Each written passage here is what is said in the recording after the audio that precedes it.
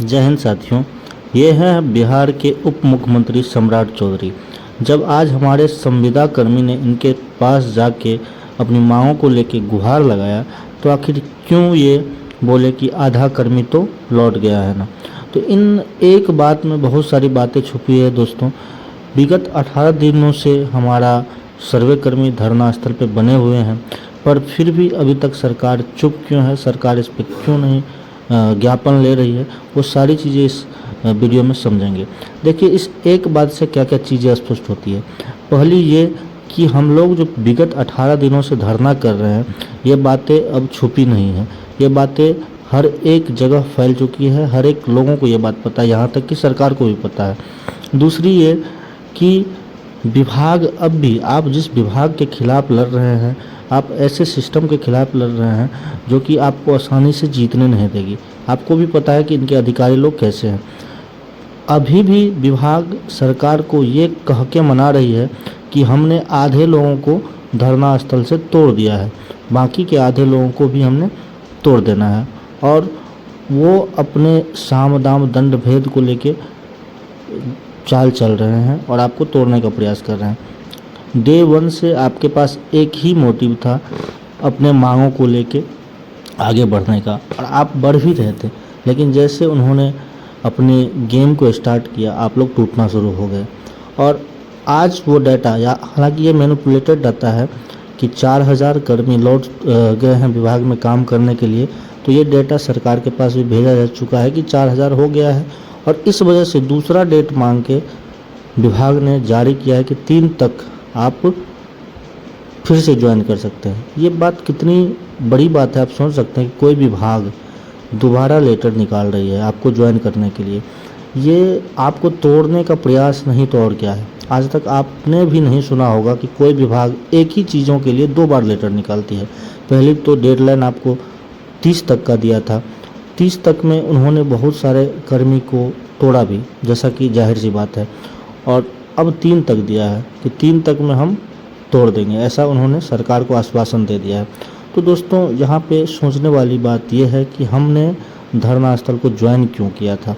जो भी छोड़ के गए हैं उनसे हम खास रिक्वेस्ट वीडियो के लास्ट में करेंगे, आप धैर्य बना के वीडियो देखिएगा लास्ट में।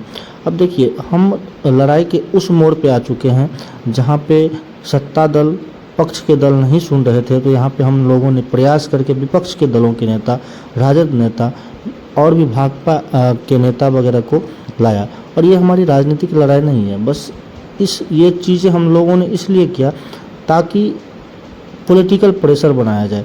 चूँकि विगत 10-15 दिनों से जब हमने अपना अनिश्चितकालीन धरना को शांतिपूर्ण रखा और हमारे सत्ता पक्ष के लोगों ने नहीं सुना, यहाँ पर नहीं आया, तो हमने ये खेल खेला। चूँकि जब तक पॉलिटिकल प्रेशर ना बनाया जाए तो सत्ता पक्ष पे प्रेशर नहीं आता है, तो वो कुछ भी निर्णय लेने को बाध्य नहीं होते हैं। लेकिन यहाँ पे सोचने वाली बात ये है कि जब तक विभाग स्पष्ट ये ना कह दे कि अब हमसे नहीं होगा, अब हम सक्षम नहीं हैं, अब हमारे पास कोई हथियार नहीं बचा है, तब तक सरकार इस पे खुल के नहीं बोलेगी। और आज के बयान से, आज के सम्राट चौधरी के बयान से भी आप लोगों को लग गया होगा कि विभाग अभी तक हार नहीं मानी है। टूटी ज़रूर है, क्योंकि एक लेटर बार बार नहीं निकालती है। वो लेटर आपने देखा ही होगा कि दोबारा आज फिर से प्रेस में वो सूचना जारी किया है, अपील जारी किया है कि आप 3 तक ज्वाइन कर सकते हैं। इससे पहले भी बहुत सारी टर्मिनेशंस, बहुत सारे शो कॉज दे करके आप लोगों को डराया है, धमकाया है, और इस वजह से बहुत सारे लोग टूटे भी हैं। तो दोस्तों, एक बात हम यहाँ पे आपको याद दिलाना चाहेंगे कि जब हम डे 1 यानी कि 16 तारीख को धरना में शामिल हुए थे, तो हमने एक साथ एक प्रण में एक ही संदेश को लेके, एक मांग को लेके आगे बढ़ा था कि हमको परमानेंट होना है।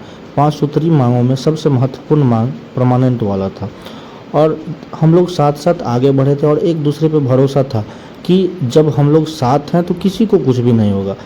अब लड़ाई के इतने आगे हम लोग बढ़ चुके हैं जहाँ पे हमारे 300 से प्लस कर्मियों का टर्मिनेशन आ गया है। अब और आपको पता ही होगा कि भूख हड़ताल जो पिछले 5 दिनों से चल रहा है, इन 5 दिनों में लगभग 4 से 5 हमारे ऐसे भाई हैं जो बेहोशी की हालत में पीएमसीएच रेफर कर दिए गए हैं। अब एक बात यहाँ पे ये सोचने वाली है कि आप जो बैक हो रहे हैं, तो क्या आप खुद का तो जीवन बचा रहे हैं, लेकिन इनकी क्या गलती है? जो पीएमसीएच में भर्ती है वो भी तो आपके विश्वास पे विश्वास रख के ही तो आए थे, या जिनका टर्मिनेशन हुआ है उनको भी तो आप पे भरोसा था कि जब सब साथ रहेंगे तो कुछ भी नहीं होगा किसी को। बट अभी आप अपने परिवार को देख रहे हो, अपने फैमिली प्रेशर को देख रहे हो, तो भैया किसको फैमिली प्रेशर नहीं है, ये आप एक मिनट के लिए सोचिएगा। क्योंकि यहाँ पे सब मिडिल क्लास फैमिली ही है और सब एक साथ इसलिए आए थे ताकि अगर हमारा नौकरी 60 साल हो जाता है, परमानेंट हो जाता है, तो हम लोग साथ में लड़ लेंगे, हम लोगों का जीवन सिक्योर हो जाएगा, हम लोगों को आगे कोई भी चिंता करने की ज़रूरत नहीं होगी। इसलिए हम लोग एक मंच पे एक साथ संग बना के एक लड़ने आए थे। लेकिन अब पीछे हट रहे हैं, इसका मतलब ये है कि आप स्वार्थी हो रहे हैं। और आपको भी पता होगा कि अभी तक हम लोग जीत के करीब ही पहुँचे हैं, जीते नहीं हैं। इसका एक ही कारण है, एक कारण ये है कि आप लोग पीछे हट गए। विभाग को ये एहसास हो गया कि हम इसको तोड़ सकते हैं। अगर विभाग को जब तक ये एहसास होते रहेगा कि हम इसको तोड़ सकते हैं, तब तक ना विभाग हमारी बात मानेगी ना ही सरकार।